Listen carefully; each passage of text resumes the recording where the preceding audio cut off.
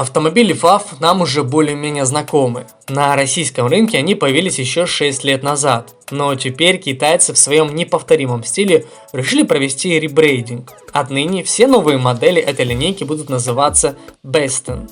Первенцем нового суббренда стал среднеразмерный паркетник Bestune T77, разработанный под маркой FAW Car, которая является дочерней компанией FAW Group.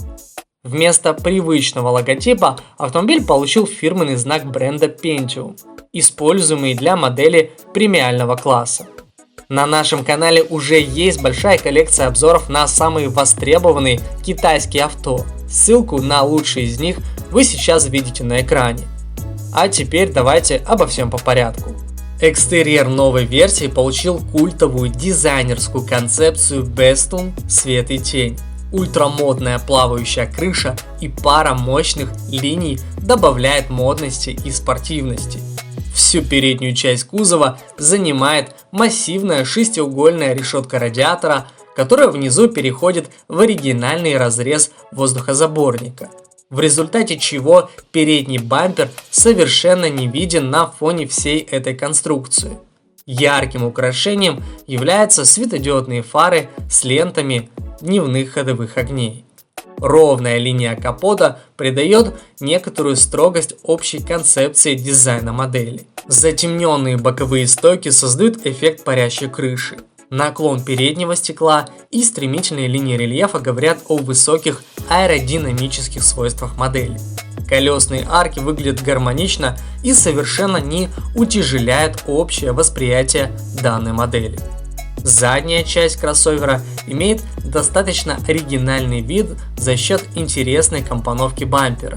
Вместе с тем дверь багажника совершенно не выделяется на фоне всей кормы. По периметру кузова установлен классический кроссоверный пластиковый обвес, который в полной мере дополняет дизайн FAW Bestune T77 и одновременно является защитой для кузова. В основе FAW Bestune T77 лежит переднеприводная платформа, для которой характерны передняя независимая и задняя полузависимая подвеска. Размеры авто таковы: длина 4525 мм, ширина 1845 мм, высота 1615 мм. Высота дорожного просвета у FAW Bestune T77 достигает 190 мм, а колесная база 2700 мм. Внутреннее пространство выглядит дорого, а его функциональное наполнение соответствует лучшим представителям модели последнего поколения. Полноцветный сенсорный монитор и мультифункциональный руль обеспечивают высокий уровень комфорта при управлении основными опциями автомобиля. Главной фишкой FAW Bestune T77 является встроенная система помощи, которая способна материализоваться в виде голограммы над передней панелью. На выбор есть 3 персонажа, у каждого из которых по 5 расцветок, а еще есть 43 фоновых картинки, что приятно дополняет функционал. Помощник понимает голосовые команды и умеет общаться с седоками в рамках своей программы. Таким образом можно управлять медиасистемой, микроклиматом, сдвижной секцией крыши и другими второстепенными функциями автомобиля.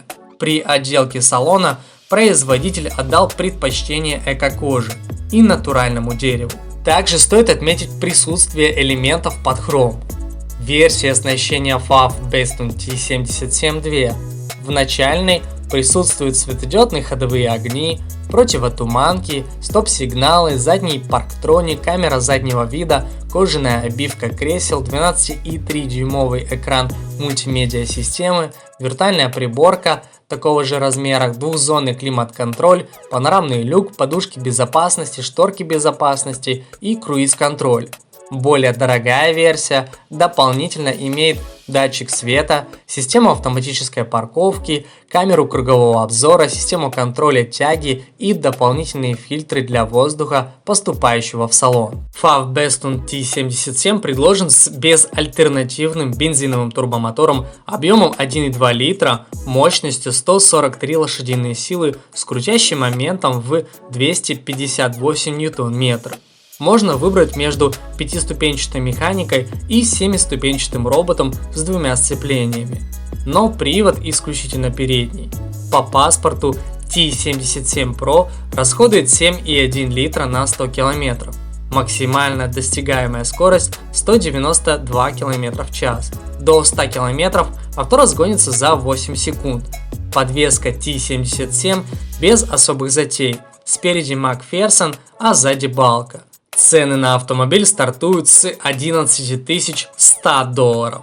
А вот стоимость топовой версии достигнет 15 800 долларов. На этом все. Спасибо, что были с нами. Если данное видео показалось вам интересным, то рекомендуем подписаться на наш канал.